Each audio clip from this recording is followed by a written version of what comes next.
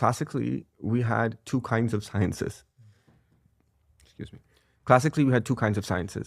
We had the ulum aqliya, which are the rational sciences, sometimes also called the philosophical sciences, and the ulum naqliya, which are the revelatory sciences. The rational sciences, philosophical sciences, ulum falsafiya, these are sciences where you reach conclusions without using revelation. You just use your mind. So medicine is a philosophical rational science, because when I want to figure out how to cure somebody of a disease, I don't go to revelation, but I do experiments and I come to a conclusion about how best to cure this person of a disease. There was historically, Muslims, they integrated the philosophical sciences into the traditional seminary education.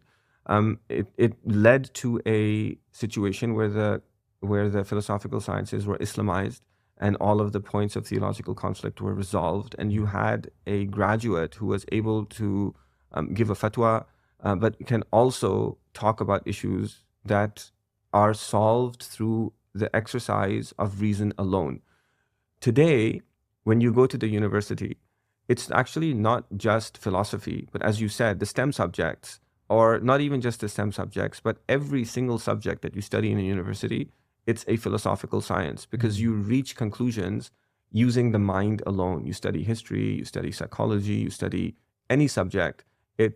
You reach your conclusion using the mind alone.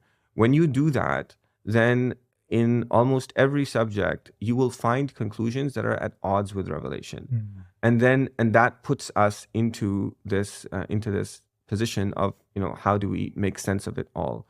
So the first step to doing that is to understand that actually Allah subhanahu wa ta'ala, He encourages us to think. There are so many verses in the Quran that tell us, أَفَلَا تَعْقِلُونَ, won't you use your mind? There's not a single verse in the Quran that says don't use your mind. When the Prophet ﷺ came, it was the ancient Arabians who were censured for following their ancestors and not doing what their mind tells them to do, and they were censured for doing taqleed, right? So there's an aspect of our revelatory sciences that require us to think, that require us to use reason. So Imam al-Ghazali, he said that revelation is a light and the mind is an eye.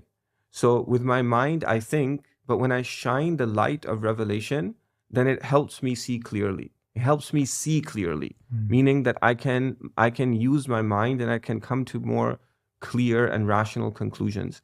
So what's important is, I think everybody needs to have a religious education.